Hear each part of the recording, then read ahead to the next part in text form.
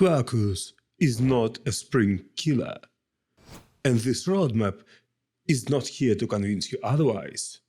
This roadmap here is to show you what Quarkus actually is and how you can master it in a year, or less actually, if you have enough knowledge, and where should you look at first.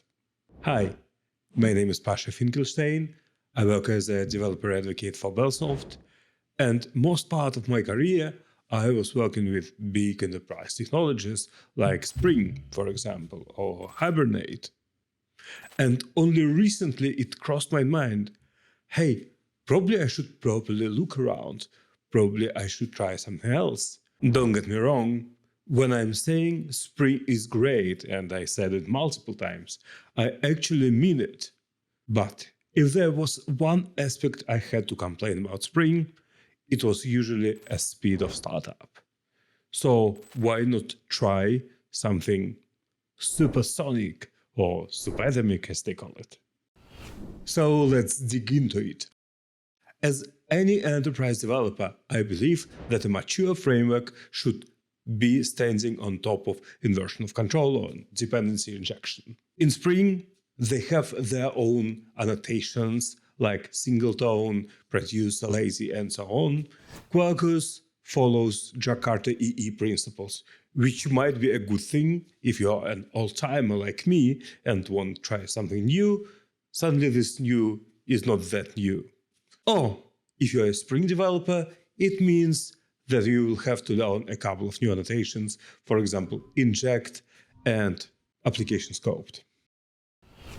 Right after dependency injection, thing I'm thinking about is web, because I don't even remember what was the last application with Spring I built without a web part, without web MVC or web Flux.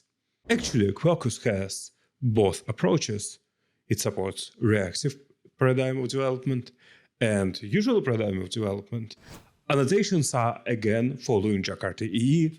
It's path, it's get, post, and so on. But even here, it is the very basic thing in the development of enterprise applications. There is one drastic difference for you as a developer, not for your production, for you. There is a thing built in called dev mode, and it is enabled by default during development time.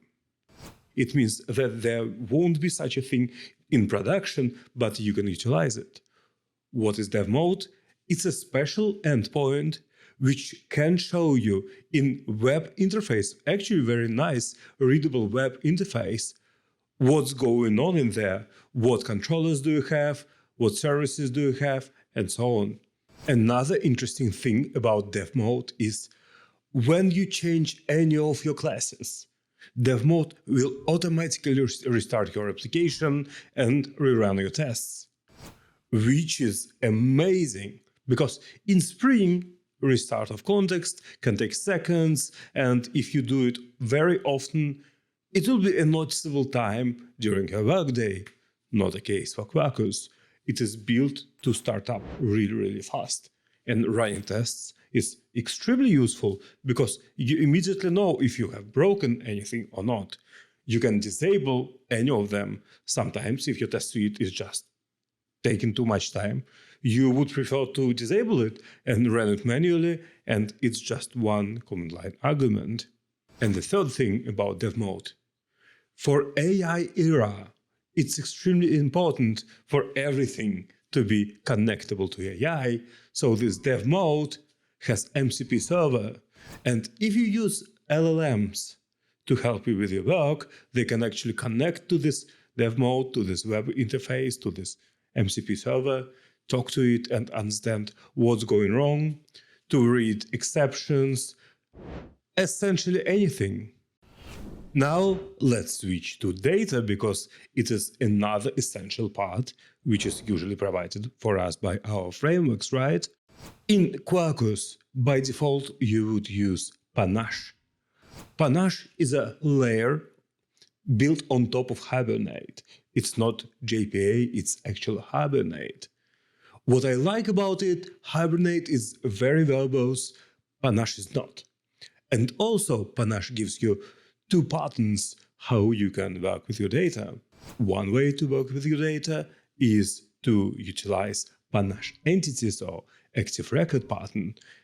What it means, you can create static methods inside your entities and have some logics inside them. For example, you can list books of authors or list authors of books, many to many, right? Or you can do repository style development like you would do with Spring Data JPA, and paradigm is essentially the same. What is very interesting, Panache generates code for you.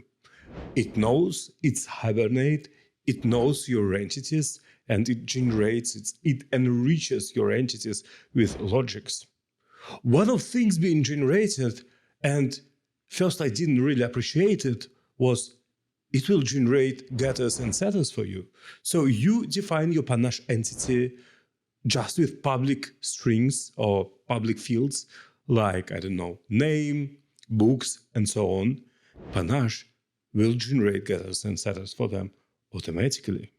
And of course, active record and repositories are limited, but your SQL is not, and you probably know where I'm coming with it, right? I am a huge fan of jOOQ, and in Quarkus, it's a broader Quarkus ecosystem. There is a library with jOOQ support. So if one day you find yourself struggling with common table expressions or window functions or anything like that, just add one dependency to your project, inject your DSL context, and use jOOQ. Configuration of a Quarkus application very much reminds you of your Spring application, except one thing. Configuration is also kinda build time.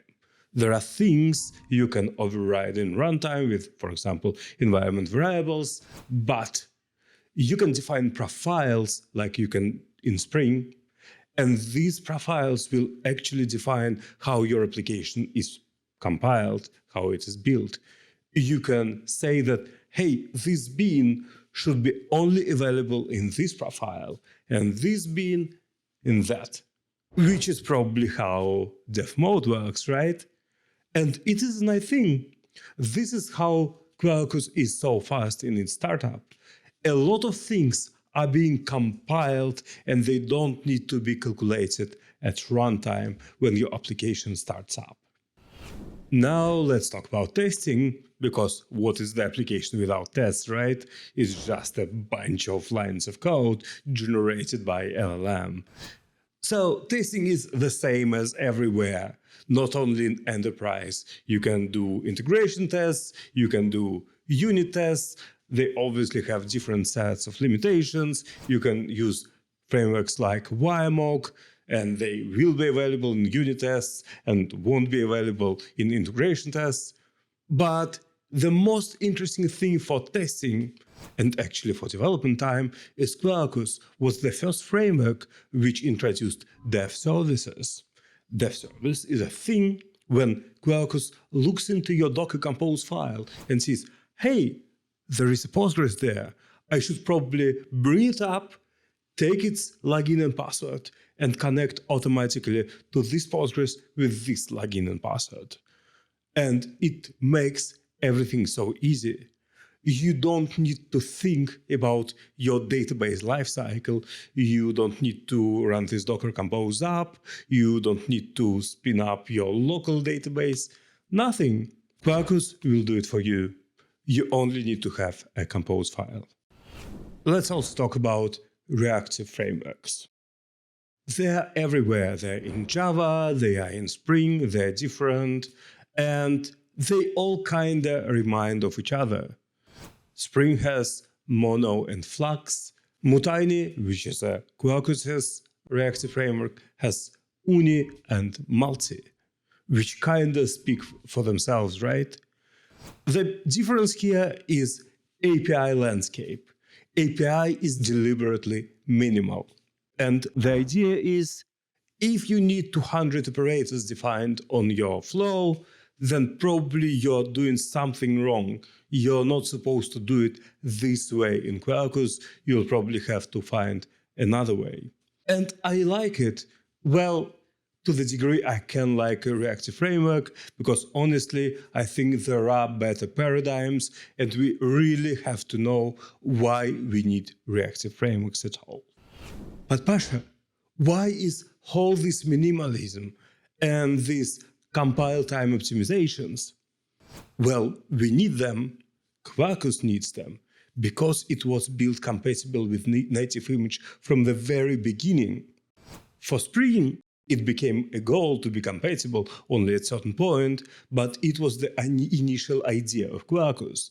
So all the modules which are created for Quarkus are meant to be native image compatible. So probably, if you want to run a cloud native application, Quarkus might be an interesting choice for you. Look into it. So, I've been a Spring developer my whole career. Will I replace Spring by Quarkus now? Of course not. It's not a replacement, it's an additional tool. So, if at some point I need DX, developer experience, that is being provided to me by Quarkus, I will use it. If I will have to join a team which works with Quarkus, I will be more comfortable than people who don't have this experience, because I already have some experience and you probably want to have it too. Anyways, if you like this video, leave a comment, argue with me, I'm always happy to answer. And at this point, Pasha out.